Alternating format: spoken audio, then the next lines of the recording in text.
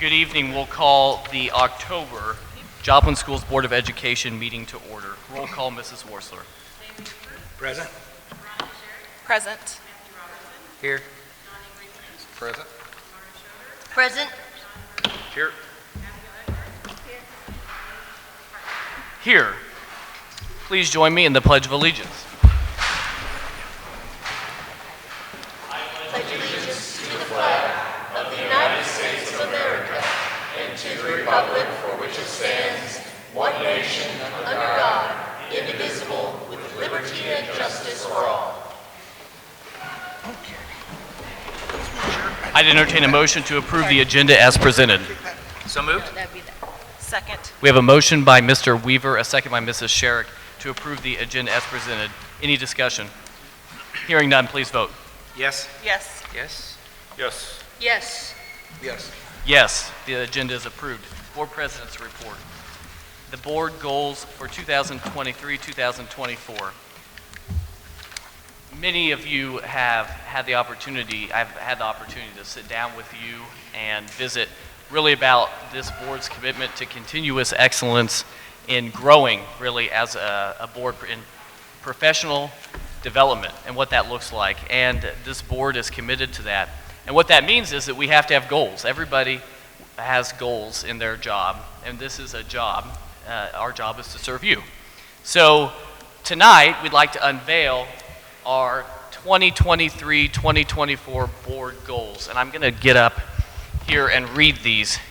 Thank you to everybody who's been a part of this.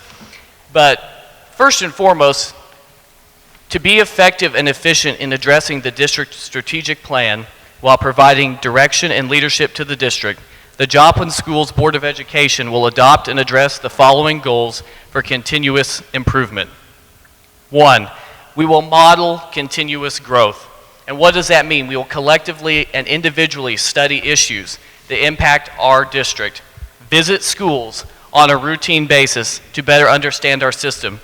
So as we look at this goal, we're trying to fulfill tonight our second part of this, is being in our schools and being present for our teachers, our administrators, our students, and our parents. Second, advocate for Joplin schools and the students we serve. Engage regularly with legislators and community stakeholders regarding needs. Work with the superintendent and district leadership to develop strategies that positively impact all students.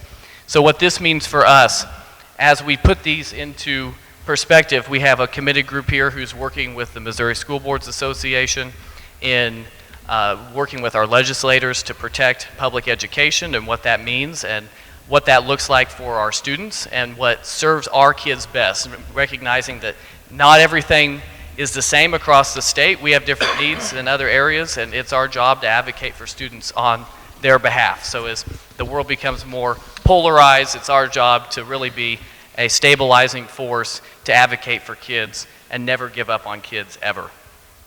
Third, provide feedback to the superintendent and evaluate performance. Provide feedback on the strategic plan development and evaluation criteria. Develop an evaluation process that provides timely and usable feedback to the superintendent regarding performance. We have one employee. He's sitting here right now, and our job is to give him continuous feedback as to his job performance and how we feel that he is doing as a superintendent.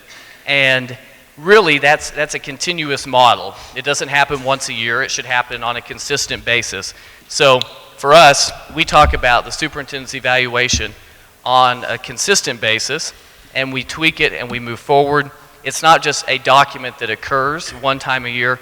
It's a living document to really just show and model that we believe that our superintendent is working hard on the priorities that we have. So I know that that's your particular model. I know that's what you believe when you are with your administrators, and I think that's filtered down. And it's not fair to any individual to have just a snapshot in time of their performance on one particular day. And for us, that means that we're consistently working with Dr. Saketa as well as his team to evaluate the direction of the district. So if we're partners and co-workers in that mission, we're going to be successful. So these are our 3 goals, and we will post these in the boardroom at Memorial. I still call it Memorial, but we'll post it in our office there and in our boardroom to be able to show that this is our guiding light. So we wanted to share that with you this evening, and we really are proud of this document. So these are our board goals moving forward, and we're very proud to unveil those this evening.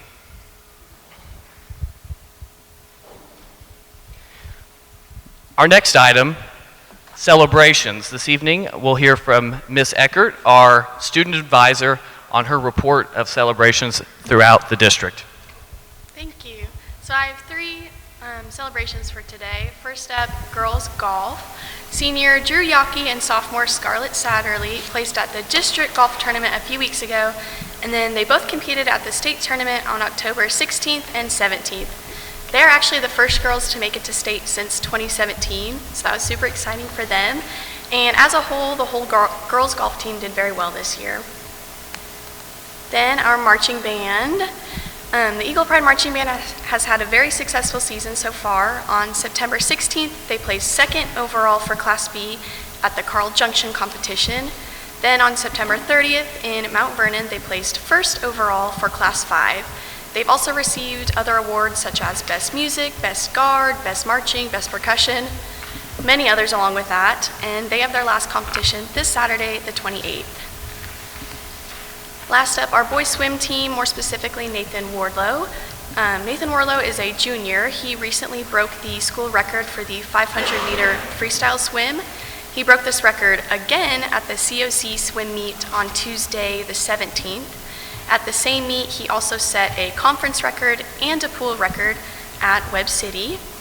Just in general, the boys swim team did very well. They placed 3rd overall at conference, and then they will swim at state on the 10th of November. And that's all I had. Thank you so much. Thanks to our coaches who are involved in that as well. We have excellent student athletes and students who are working in extracurricular activities, and our hats are off to Coach Cox, Mr. Soul, some of the individuals who are involved in those projects. So thank you so much for sharing those with us this evening. Our next item, why we're really here this evening, Mr. Plyler is going to share our celebrations here at Stapleton.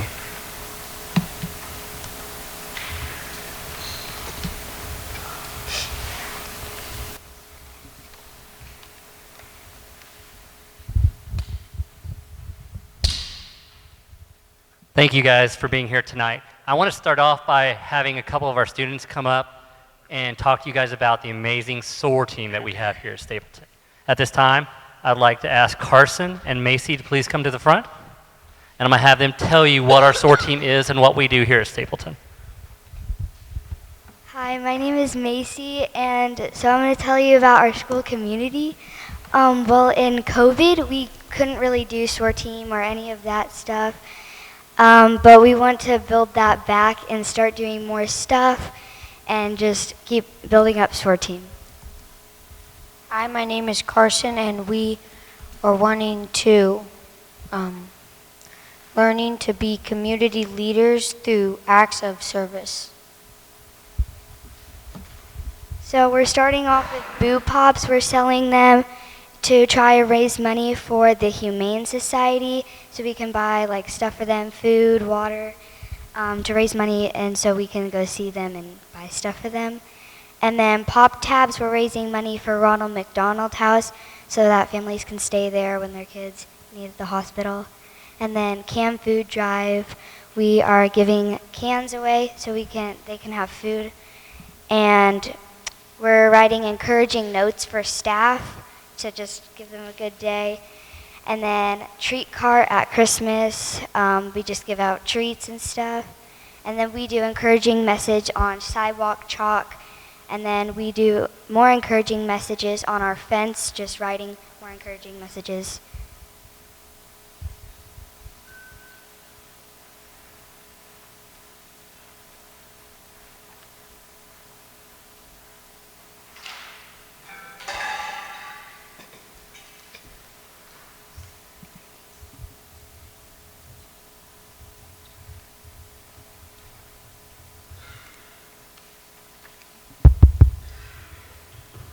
So we are doing a canned food drive to go to the water gardens, and we are also doing Children's Miracle Network, and we're making like goodie bags for all of them. And then we're also making blankets for the Linasuis project. And then we're also chalking the walk for hospitals and other places.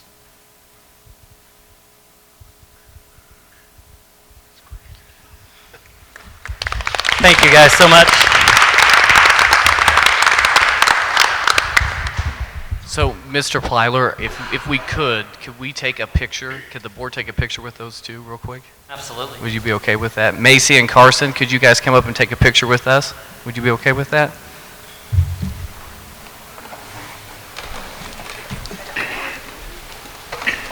Stand in the back.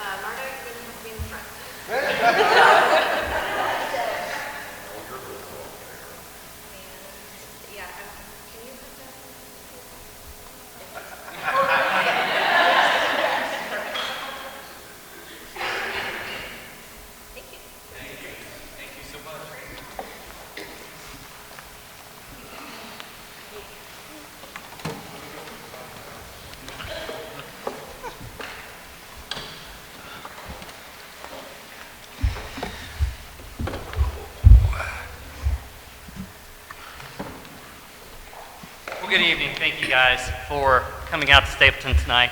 Hopefully we can give you guys a presentation that truly represents the amazing stuff that Stapleton does here. My name is Casey Plyler.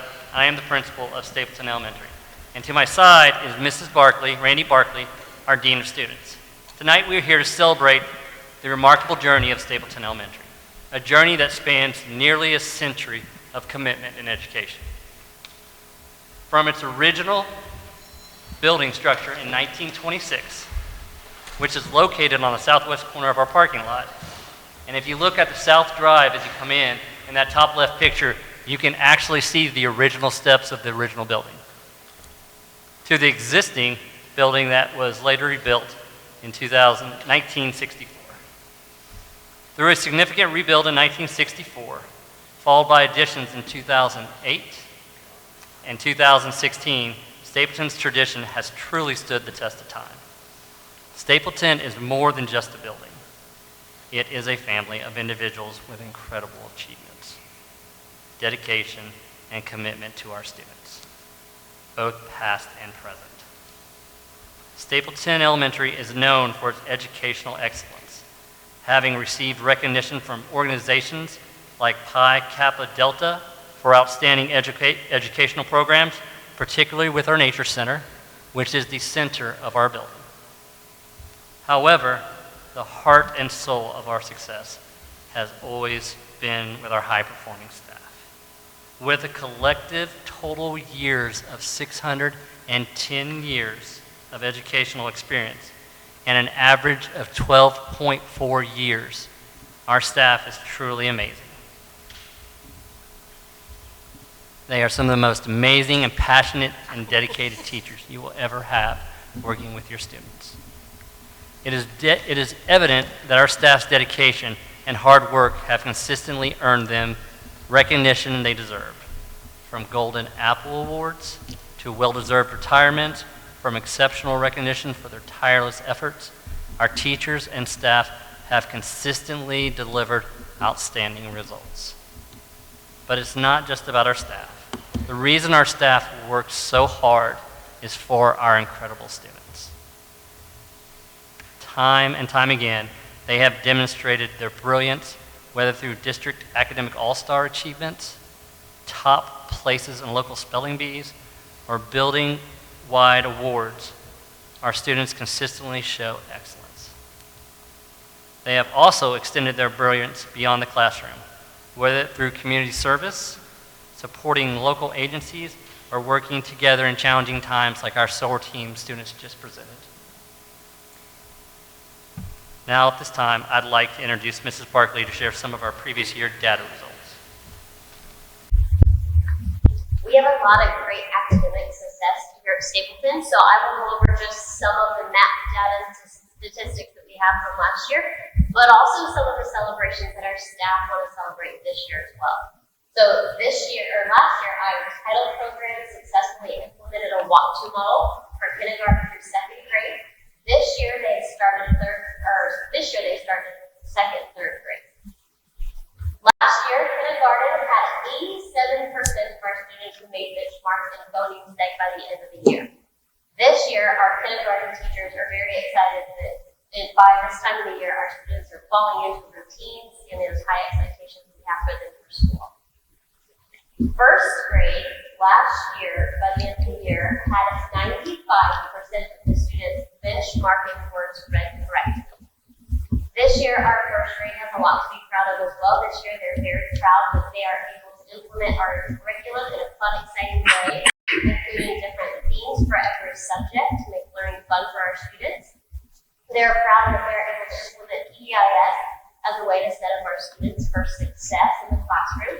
They're also proud of the communication they have weekly and daily with all stakeholders to build those strong relationships with parents. Second grade last year, at the end of the year, had 75% of our students on benchmark in words read correctly.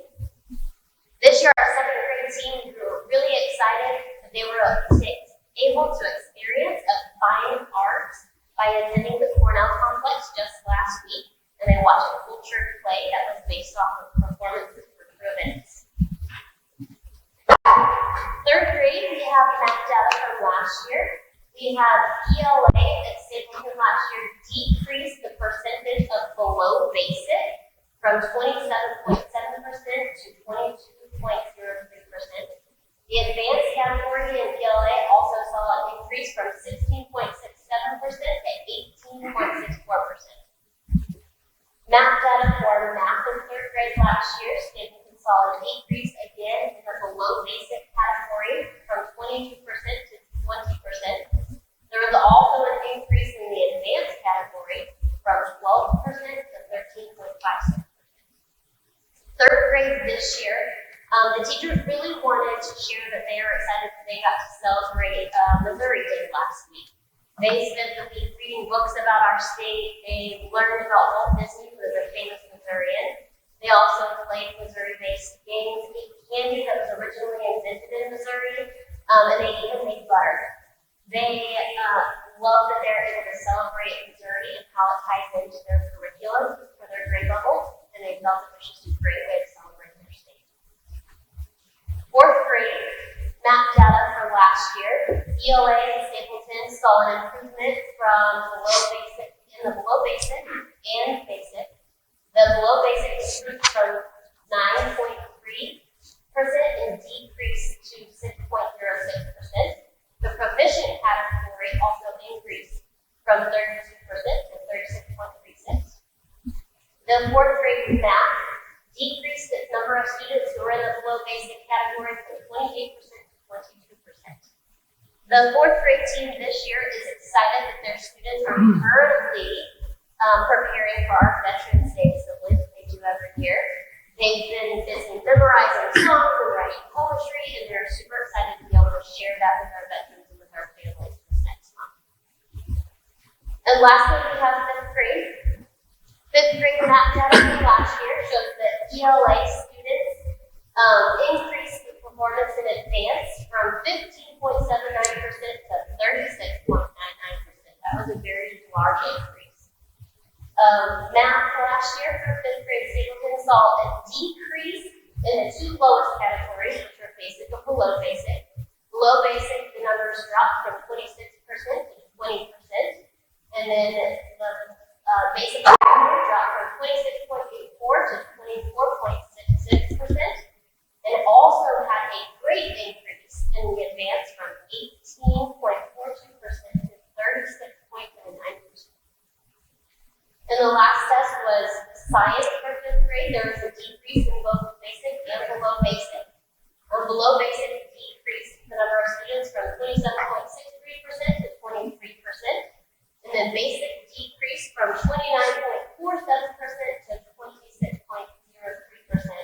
and proficient increased, as well as advanced, and the advanced increased from 5.26% all the way to 19.28% in science.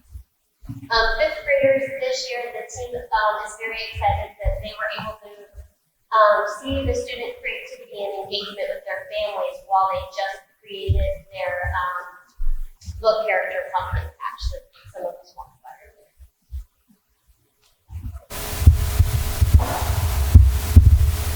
So as you guys can see, Stapleton's commitment to fostering community involvement has only grown stronger in a post-COVID era. Our Eagle team, led by teachers, have reached out to various organizations and individuals, including Missouri Southern Dental, first responders, and local riders to provide our students with a well-rounded education. The KU medical students have taught our students about anatomy, while local riders have inspired our students to become lifelong readers and writers. In pursuit of our holistic education, we've even had the privilege of hosting celebrities like Dr. Saketa, which have drawn inspiration from as well as our own football cheerleaders. Through these events, we always encourage our students to give their best each day and aspire to greatness. Our title program encompasses a wide range of events throughout the year, from our Veterans Day celebration, as you can see, where we honor the sacrifices our local veterans have given, to our family nights that see hundreds of attendees engaging in fun and educational activities. We have always fostered a sense of community and shared achievement. Our title team further promotes family involvement with events like Dr. Seuss read-ins that promote parent-student interactions in the classroom. Learning simply does not stop with the students. It involves the entire Stapleton community. Here in Stapleton, our mission is very clear. We educate, we inspire, and we empower our students. The success stories of today are the stepping stones for tomorrow. And with the unwavering dedication of our staff, the brilliance of our students, and the support of our community, Stapleton Elementary will continue to shine as a beacon in education. Thank you guys for allowing Stapleton to host tonight's board meeting. We hope that you guys have enjoyed our presentation and you guys got to see a little bit of how we do business here at Stapleton.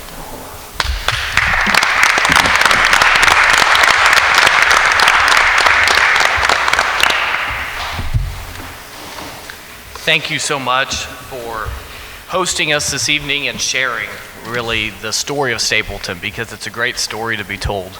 And you have so many exciting things you can tell with the young students we had here today. They are very well equipped moving forward. So thank you so much for sharing a little bit about you with us. It's touching, and as well as everybody who's here tonight, thank you for taking the time out of your evening, because there are a lot of things that you could be doing on a Tuesday night, but sharing some time with the board this evening is truly something that we're appreciative of. So thank you. Next item, the superintendent's data report. Dr. Saketa. So, Mr. Crawford is here, whether you are in his office, and we want to discuss some of the things we're doing about employee assistance program. So this is Ariana Belade. She's our benefits coordinator, and she's going to speak a little bit. We launched our EAP last year and give you a little bit of an overview of what the findings are with that. Hello, I'm Ariana. Again, talking about the Employee Assistance Program. So it is a completely private information, so we were only able to see a couple of things from that data, just a couple kind of usage is used and the demographics, so it doesn't go into a whole lot of detail. You can go ahead to the introduction. So beginning in October of 2022, Joplin Schools implemented the Employee Assistance Program. The Employee Assistance Program offers robust online assistance, self-help resources. It's 6 free visits per person per issue, online or in person with a licensed counselor, work-life services, and it's offered to all of our full-time and part-time district employees and their family members. So like I said, we don't have a whole lot on the data. But we have had 158 total interactions this year. So it's our first year, and our yearly head count right now we have 1,399, and these run all the way from October 1st, 2022 till September of this year. So it is almost a whole year's of data. And our engagement is at 11.3, which is below the UMR norm of 39.9. But again, this is our first year, so we're still trying to get the word out, trying to get more people to utilize the program. A lot of people have asked some questions, but we're still trying to work on better ways to get that information out there besides just the district chat. We talked about maybe doing some posters, and we can do some posters like in the break rooms at each school to kind of also be like a frontware awareness for the program. So our top presenting issues that have been discussed are anxiety/worry and relationships. And the utilization so far is all employee and female, ranging in the age from 20 to 39.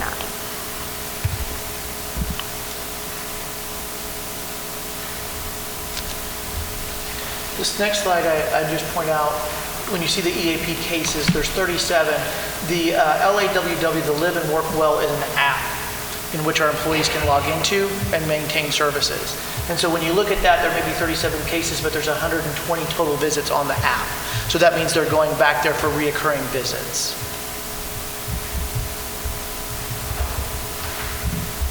So essentially,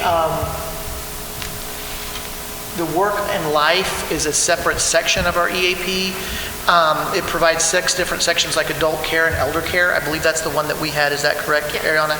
Child and family support, chronic illness, condition support, convenience services, educational resources. So we haven't utilized that as much as the EAP itself. So that's another area where we could do an education push to get more activity with our employees. Yeah, usually when we review it, we focus more on the employee assistance part, but we should promote better on the work life because there's a lot of other areas that aren't utilized that maybe the employees don't know they're able to use it under the same program. So in closing, we just say that utilization is lower than what the norm is for the company that we're with. 83 counseling visits. More visits occurred in the first quarter, and that was probably from when we launched that with that marketing push, right? And then the current utilizers are employees, and so we've been trying to think about it is available also to their family members and how to communicate. We're trying to think about how to communicate that to family members as well, so that it's not just the employees using these services, but their immediate household as well. And so we're trying to look at reorganizing some flyers and the information that goes out, and then the methods of communication that we can get out, maybe through Parent Square or some other things like that as well. But this was a focus that was determined in the strategic plan as an area of need for our employees with mental health. And so it was something that we went to try to meet those needs. And so we do have employees using the program. We want to expand this as much as we can so that they know that it's available, the services that are available, and that they have access to them as much as possible as well. Thank you so much, Justin, and thank you, Ariana, for being here with us and sharing a little bit more about the EAP program. Ms. Topp, the health and dental plan update. Okay, on the health and dental plan this year for the first quarter, we spent $2,197,766, which is a little over 29%. When you kind of compare that to a year ago, we're about 343,000 higher than we were a year ago. Part of that is, we've talked last month about stop loss. I kind of looked at, this last month we've got reimbursed for 188,000 from stop loss, but from the October of 22 through now, because our plan year runs October through September, we have seen 418,000 claims that are over our stop loss. So we've received reimbursement for almost 366,000 of those. So we have been reimbursed for a lot of that. Any questions anybody has on the health and dental tonight? Financial statements. Okay, on the financial statements, if we look at the condensed financial statement, you'll see that we're pretty consistent with a year ago where we are on expenditures. Last year at this time, we were at 17%. We're 18% of our total budget. I will be bringing a budget adjustment to you later on that would affect those numbers, but for the most part, everything is kind of as we expected. We still have 62 million invested with MOSIP and MOCAT. We've had to pull a little bit back this month for as we're waiting for local taxes to come in December, January. But any questions? Thank you. Mrs. Worsler, are there public comments regarding agenda items? No. Thank you. Entertain a motion to approve the consent agenda as presented. So moved. Second. We have a motion by Ms. Schroeder, a second by Mr. Greenlee to approve the consent agenda as presented. Any discussion on this item? I would like item 3E and item 4 pulled out and placed into the regular agenda if we could, please.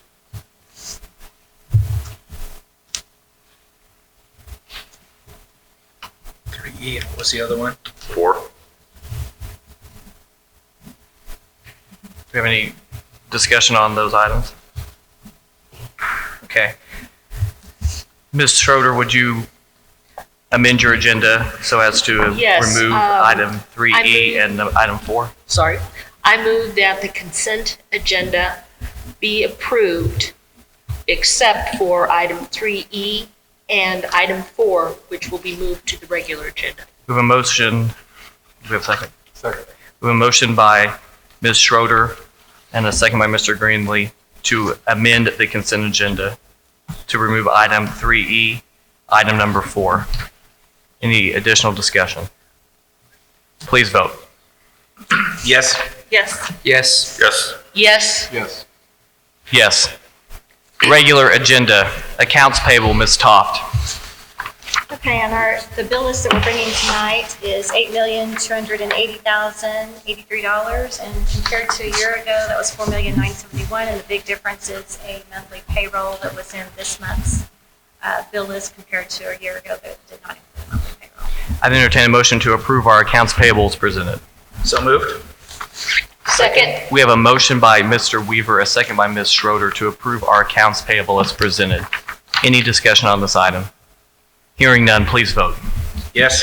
Yes. Yes. Yes. Yes. Yes. Yes. Budget adjustments, Ms. Toft.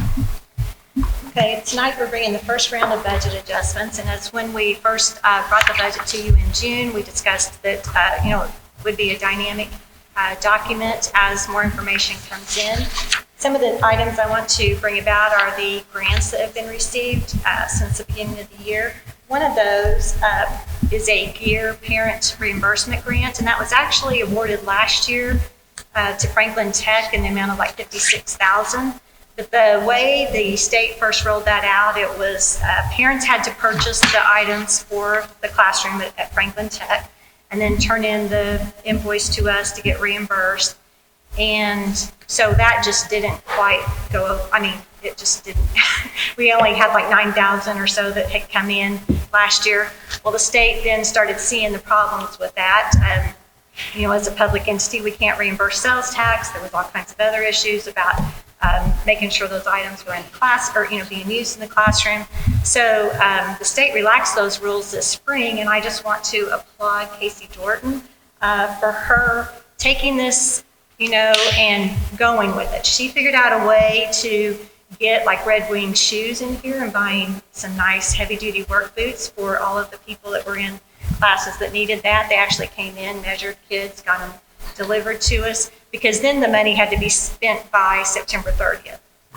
So then we were on a deadline from the time school came up until to get that all spent. She brought in Red Wing. She also, they did vendors on welding hoods and their shirts, FFA official dress, some scrubs, stethoscope, and then even some memory drives for the audio tech department, I believe. So she pretty much got all of that spent by September 30th. So I want to applaud her on working very diligently to make sure that happened, because that was a good resource for the students. Another big item that are coming through are some carryovers for our federal programs, as well as some of the RC, some of those budgets.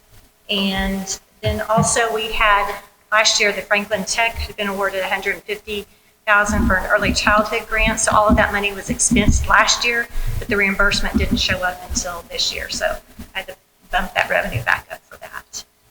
Thank you, Ms. Toft. Any additional questions on our budget adjustments? I'd entertain a motion to approve the budget adjustments as presented. So moved. Second. We have a motion by Mr. Greenlee, a second by Ms. Sherrick, to approve the budget adjustments as presented. Any additional comments? Hearing none, please vote. Yes. Yes. Yes. Yes? Yes. Yes. Yes, the budget adjustments are approved. Approval of Board of Education goals for 2023-2024. Dr. Saketa.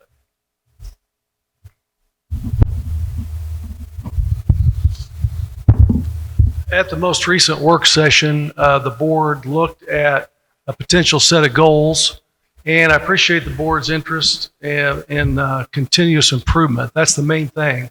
I believe that if we are going to work alongside the schools with continuous improvement, as well as administrative team, it is the best example for the board to do the same.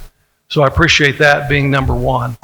Also, the community engagement that the board is committed to is important.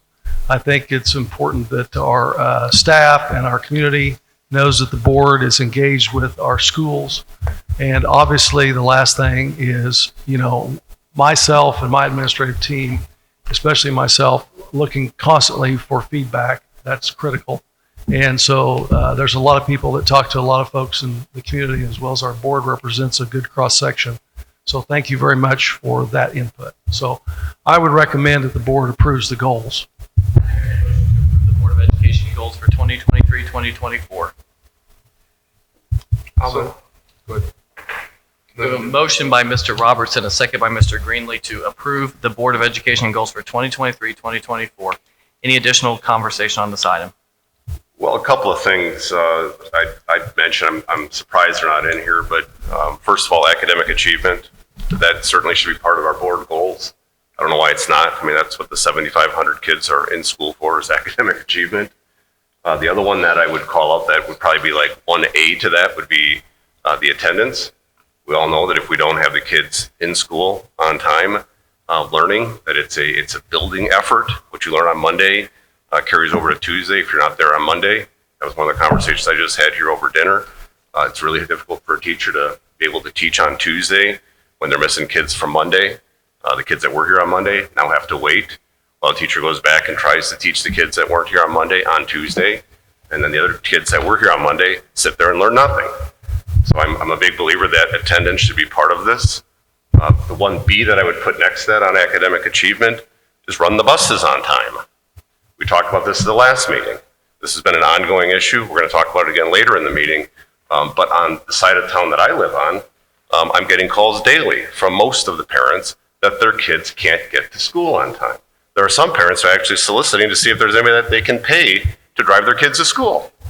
So the fact that that isn't our focus to literally eliminate that issue, that then drives into the academic achievement, I think we've missed something there. So I would ask us to rethink that part of it.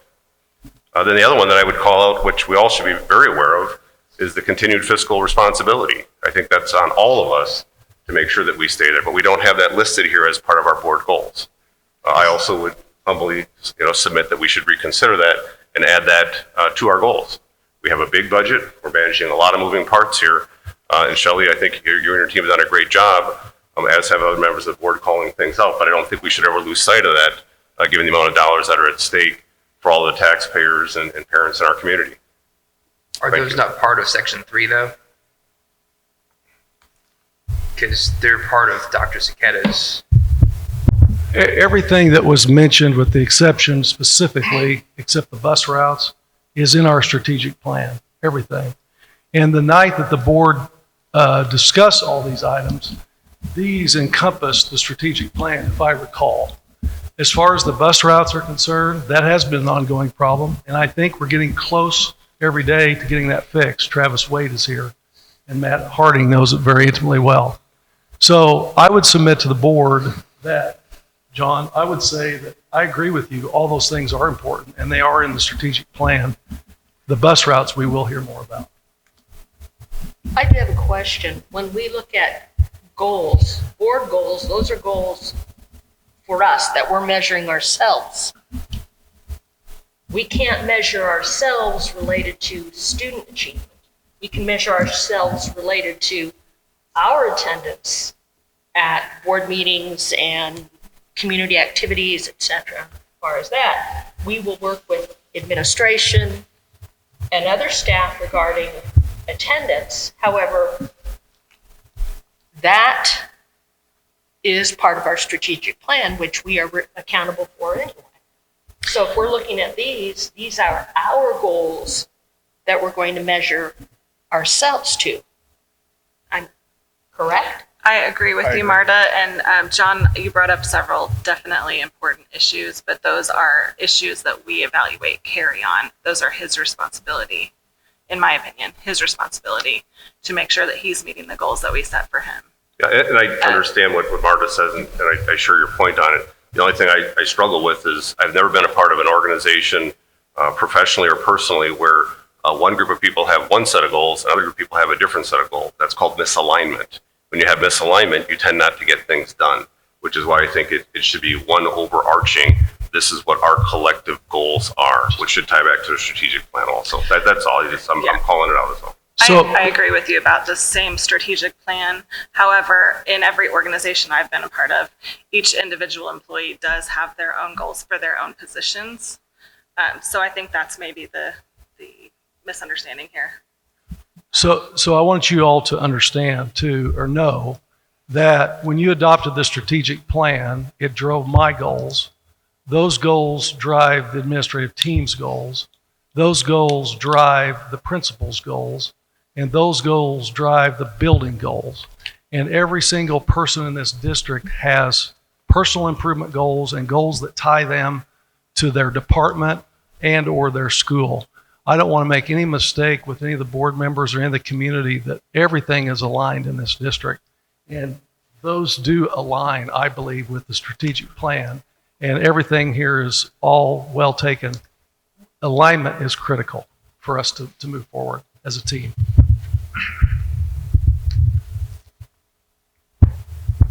I would like to say that overall, I think that these are, I echo what Marta and Veronica said, that these are very good goals for us as a board. This clearly defines our role as board members. And I think it's disingenuous, John, to say that individuals on the board as well as members of our administrative team are not focused, so as to say what you're suggesting is that they're not focused on academic achievement, that they're not focused on attendance, they aren't focused on our buses running on time, and that they are not focused on continued fiscal responsibility. And those are all things that we've talked about at length, and there's nobody on this board who isn't committed to those things, in my opinion. I think all of us are moving in the same direction. So issues. Disingenuine or genuine or whatever that means, I don't know. But what I am saying is it's not on a piece of paper. It's not what we're putting out to the community. So it's just black and white, Riley. It's nothing other than I can pull up the strategic plan. You don't need to. The strategic plan speaks about academic achievement. But that's not what we're talking about. We're talking about our personal board goals to improve. To improve ourselves as individuals. That's what we're speaking about. I understand that. And I'm calling out that there are some pretty big issues that we should be aligned on all the way through. That's my opinion. If you guys have a different opinion, that's up to you. Right. That's and my I'm opinion. saying I support our superintendent to make those changes and to provide that feedback to his employees. I make a motion we approve the Board of Education goals for 23-24. Second. We have a motion by Mr. Weaver, a second by Mr. Greenlee to approve the 2023-2024 Board of Education goals. Any additional discussion? Hearing none, please vote. Yes. Yes. Yes. No. Yes. Yes. Yes. Thank you. Next item on the agenda. Contracted services between Crowder College and Southwest Missouri Special Services Cooperative. You all are familiar with agreements like this. This one that is being brought to you tonight is additional beyond what we already have with Crowder. for supports, and this is for Beacon Autism in Carthage. And so the Beacon Board of Directors came together and presented this plan, and Joplin Schools is the fiscal agent. So just as a reminder, this is for the autism program that's based in Carthage. Just one question. Why are we outsourcing this instead of hiring direct? Do we not have the ability to hire? There have been layered issues with this at Beacon Autism in Carthage. So far this school year, there have been 5 vacancies at Beacon Autism that we've been unable to fill. When they are filled, there tends to be quick turnover. I don't have black and white numbers to give you right now. And so the board of directors chose to swap out those FTEs because we are able to fill RBT positions and retain them much more effectively than we are behavior interventionist positions. Were we trying to hire and retain people at the same rate that this contracted services is for? No, it is not. And so what this contract is for a person that's a registered behavior technician, and so it's a higher skilled position than what we had previously. Is this a temporary fix, or is this something as a longer term? For right now, I think this is what the board, Megan is here to speak, and she's on the Beacon Board of Directors, and I think this is what they've chosen to try to get through the end of this school year. But then when they wrap up the fiscal year, they always talk about what they'd like to do for the following year. But she can speak more clearly. Again. Is this a temporary to get us through this year, or is this more of a permanent solution going forward? Or are you going to revisit this and look at what the market bears, and can we hire people direct, or what's the longer term thoughts on it as all? We will need to revisit it as a board, but historically, we have had difficulty filling those positions at this particular location, even more so that we have difficulty within our district boundaries in filling those positions. We're not sure why that is, but so I guess my answer to you would be, it would not surprise me if this is a more permanent fix, but we'll be at the end of the contract. Okay. Mrs. Fosterman, quick question for you. We've had a relationship with Crowder for how long? In terms of contracted services? So I believe 7 years.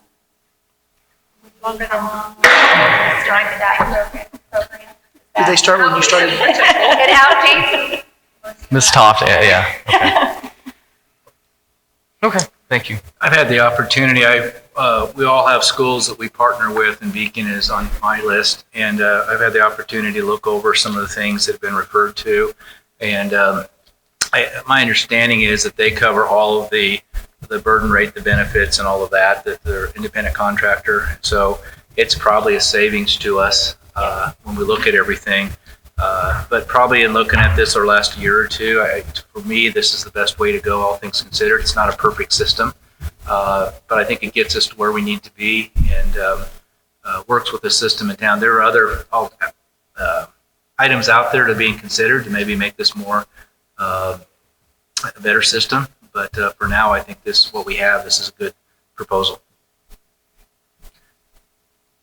There were also just a few little things on the agreement that I had asked about. I want to say thank you to Megan and to Dr.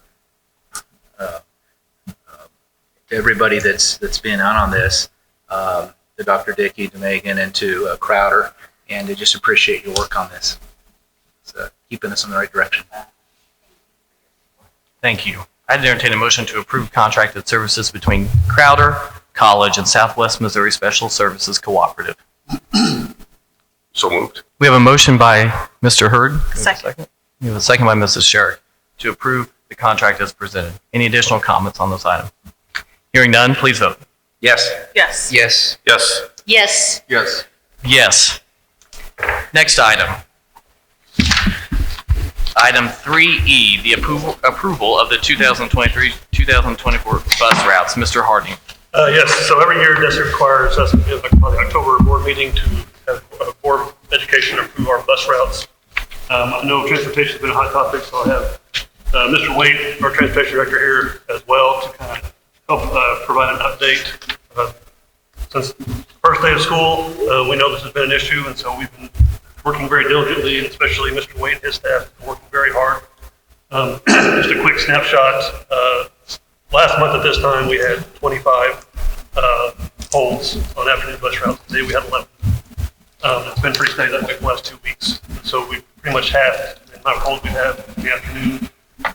We're also on a mission of hiring bus drivers, which we know is a big issue. So I can let Mr. Wade give an update on where we're at hiring wise. Also, at last month's meeting, we were at 29 bus drivers, full-time bus drivers. So I'll let you kind of add where we're at. Last month you were at 29.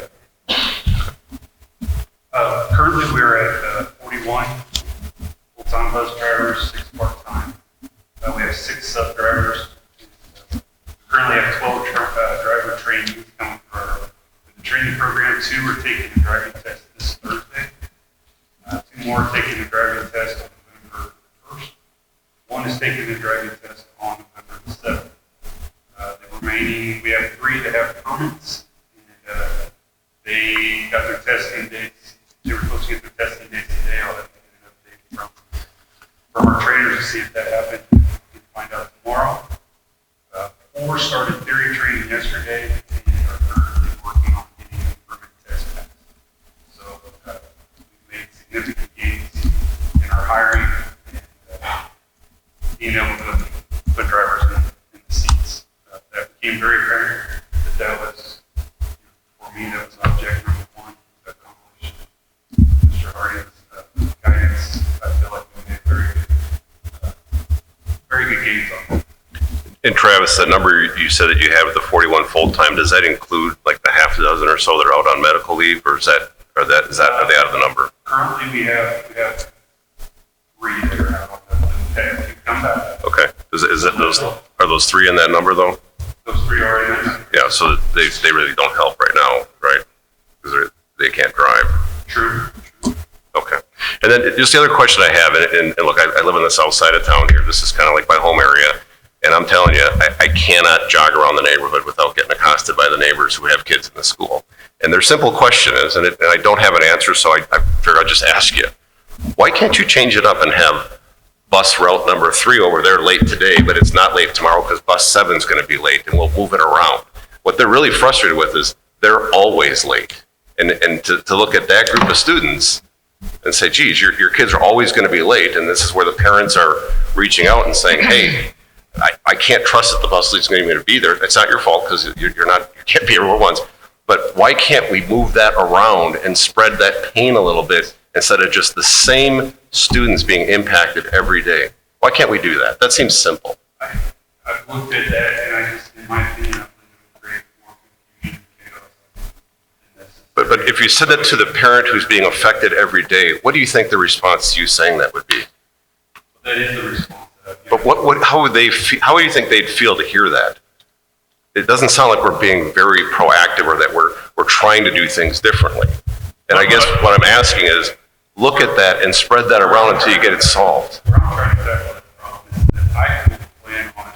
My goal is to have all this taken care of, and hopefully in a short period of time, 2 to 3 weeks is what I'm looking at, as I just said. So if we went to that, and we did get all these drivers hired, and got them through training, then we're going to have to shift everything again, and it's just going to create more chaos and confusion. So we have addressed that. So and I don't know if they're still saying this because I'm not aware of anyone being late.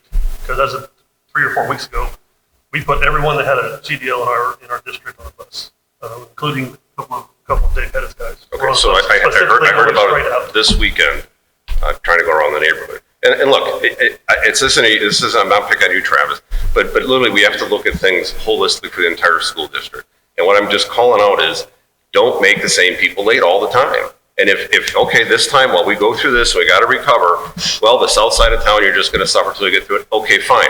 Does that mean the next time we have a bus shortage, it's going to be the west side of town, or it's going to be the south side of town again?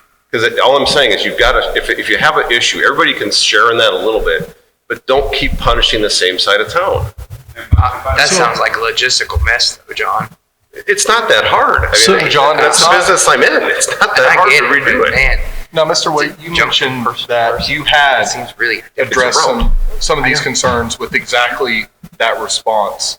As you know, this is what were your responses from the parents? How did the parents respond to you? Obviously, some are more receptive to it than others. But, I said thank you for your patience more times in the last month and a half than I ever have in my life. And everybody calls a little agitated at first after I have a moment to speak to them and express that, we have a plan in place. We're getting better every day. I've yet to have anybody since the first week of school hang up on me. They all seem to calm down and are patient. So I just feel like I truly feel we got a lot of good people in place right now. Once I can get these people out there on the bus, things are going to get even better. They get better every day, every week. Like Mr. Hardy just mentioned a moment ago, we had 11 holes tonight. I know that might sound like a big number, but compared to where it's gotten shorter and shorter consistently every day. And then we have Mondays where we have 8 people that call in sick on Monday, along with maybe 3 planned absences that we already had. And that puts us in a little bit of a tailspin, but we rally and we get it accomplished. And I think what's hard for people to realize is when driving a bus, you're talking about kids, and you're talking about being at the right bus stop, picking up the right kids in the morning, and being very strategic with that. And you're starting with elementary kids, and then you drop the elementary kids off, and then you're going to secondary. Anything on that route can throw that whole route off. If that kid doesn't come outside at the right time, or a parent wants to come out and talk to the bus driver about something. So there's so many things that happen within that route that throw it off. And then other times you have a substitute driver that's running the route. And so the substitute driver is going to be extra careful on what they're doing because they don't know the kids and they don't know all the routes exactly well. So sometimes we're calling in, hey, is there supposed to be kids at this stop? Where am I at? So there's so much, and you're in that logistical field, you get this. There's so much logistics to that. The hard part is it's not freight, it's kids. And so with that, I would rather those drivers be extra careful with that freight, with the kids, than to try to speed things up or change things up around to where it might, we might miss a kid, we might lose a kid, a kid might get dropped off in the wrong place. That's the worst thing, that's the worst call we ever get. Well, but missing kids. But sure, but at the same time, the same people are late all the time. And all I'm saying, and I'll stop after this, is I believe you guys will get it solved. And Travis, I think you're working your tail off, and you've had the patience of a saint, and it's not easy dealing with people when they're irate at you. I fully get that. So, please, all the respect to you, let's do it. This isn't about you or Matt. But what I would ask is you get it solved. The next time, if this comes back again, do not make the same buses late again. Pick a different group of buses after you get it solved. Because you guys, and it's before you even, Travis. And I get why that south side of town, a couple of those routes are really spread out and they're going around the rim. I get it. But don't keep impacting the same families year over year. If it comes back again, please do something different is the ask that I have on this. And I think that's fair. People get that. And Mike, you guys approved this to get 51 part-time bus drivers. And that one, once I get there, and I'm there, once I get these last few through training, what that does is that solves our problem right now. In my opinion, right now, just throwing the bug out there, we might have to look at upping that number a little bit, so then we can go back and start uncoupling some of these super routes, which is what we call them, which are some of the ones that I think that you're referring to, where we get some of these people in here, and because I'm going to have a few of these that are going to be, I would like full time, but I've only got so many full time positions yet. Yeah. So my question was, you get it fully staffed, you get it handled. If you go into this issue again, can I have the assurance that you will not impact the same routes, pick different routes? That's part of bargaining too, because bus drivers go on routes. So it's going to have to go to the collective bargaining agreement to discuss with them.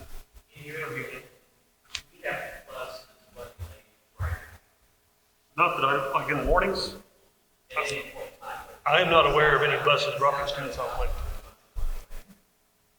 My first question is in the morning. It's my understanding that our morning routes are on time. Is that correct? They are. Okay. All right. In the south side of town. The feedback I'm getting is from the parents on the south side of town. I don't have a kid that rides bus. I don't have a dog in this Hunt, other than I keep hearing from the parents? So we have put a risk management position type approach in where we are trying to get kids to school first. The second approach is to have everybody on staff that we need, and part of the issue is uncoupling the routes. I've asked 4 different transportation directors, John, since I've been here, the same question you have. And I've had several complicated discussions with all 4 of them. And it always comes back to coupling of routes. And it comes back to people and consistency and trying to be as consistent with as many routes as possible and or the route that's late.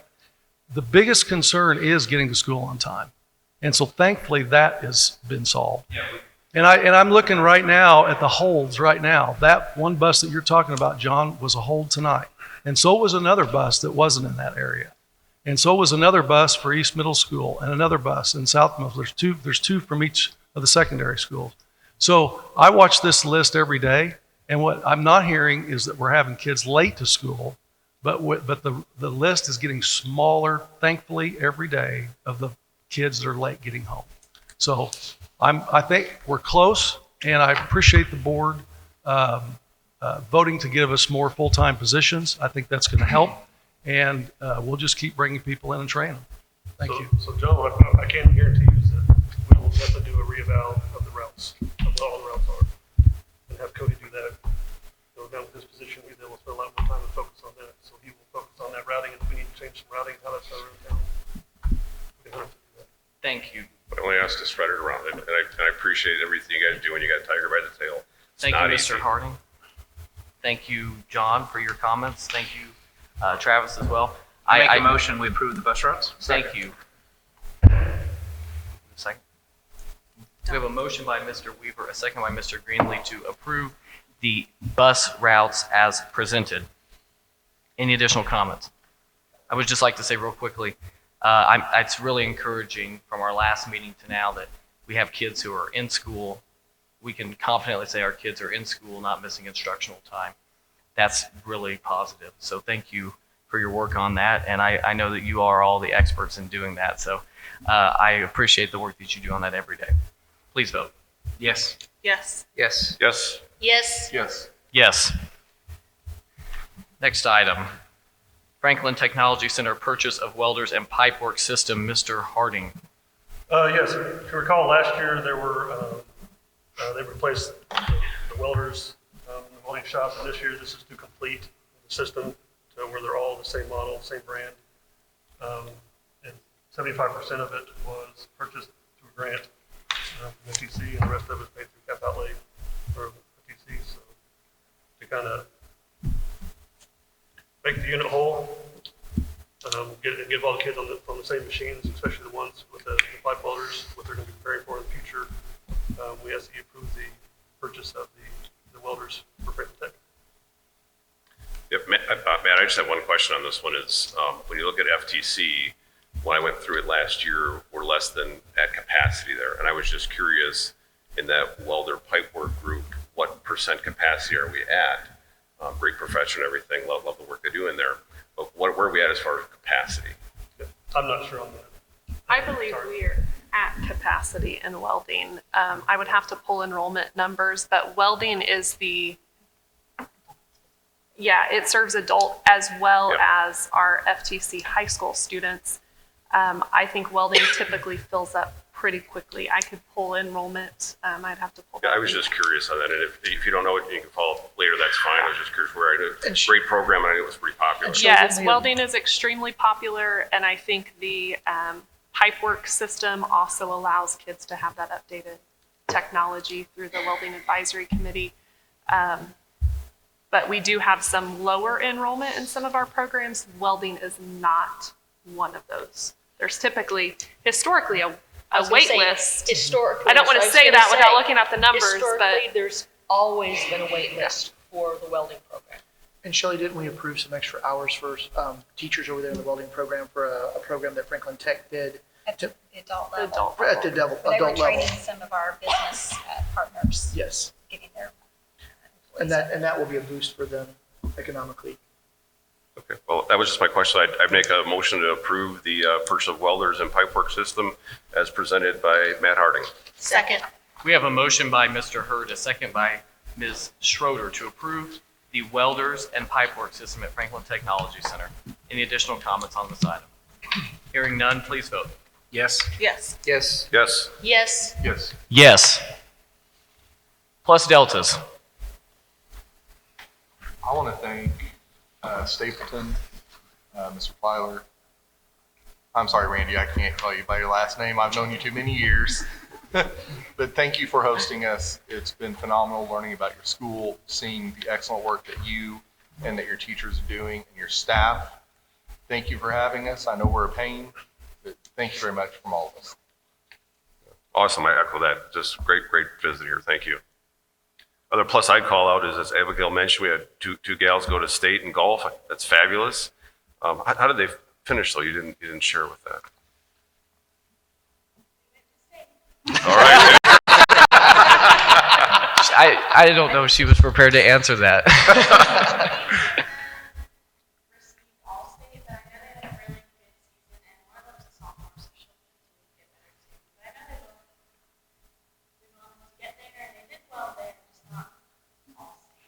That's great. Well, Okay, thank you for being with us tonight. It's been a few weeks, so a few meetings, I should say. So we're glad that you're back.